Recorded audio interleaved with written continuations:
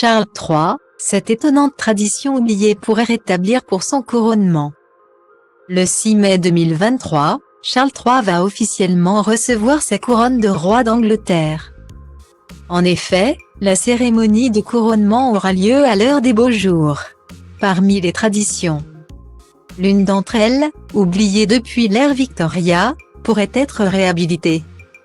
Perdre sa mère n'a rien d'évident, encore moins quand on est l'héritier du trône d'Angleterre.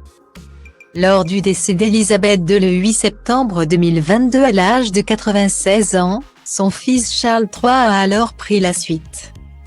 En charge de faire tenir sur pied la monarchie, il a pris la lourde décision de rompre avec certaines traditions. Il s'est d'abord attaqué aux pièces de monnaie, les nouvelles, marquées à son effigie, n'auront pas le prénom du roi écrit en latin. Cette tradition vieille de 1000 ans a donc été balayée en une poignée de secondes. Autre tradition rompue, le discours de Noël à la chapelle Saint-Georges du château de Windsor. À l'inverse de la reine Élisabeth II, qui le prononçait assise, Charles III a souhaité se donner un air vif et prononçant son discours debout.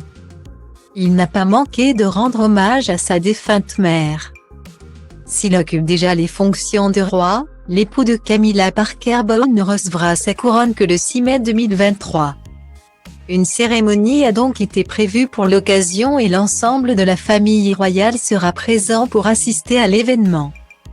Pour ce jour particulier, Charles III ne souhaite pas réellement rompre avec les traditions. Il pourrait d'ailleurs en réhabiliter une, tombée aux oubliettes depuis l'ère Victoria. Il s'agit de passer la veille du couronnement dans le State Bed, un lit qui avait auparavant sa place au palais de Westminster. Il avait une seule et unique vocation, accueillir le futur souverain, la veille de son couronnement. Mais en 1834, un incendie dévaste ce mobilier. Envoyé en réparation, le lit ne sera pas remis sur pied avant le couronnement de la reine Victoria. Oublié, il sera vendu au commun des mortels sans livre puis récupéré dans les années 1970. Suite à l'appel du V&A Museum.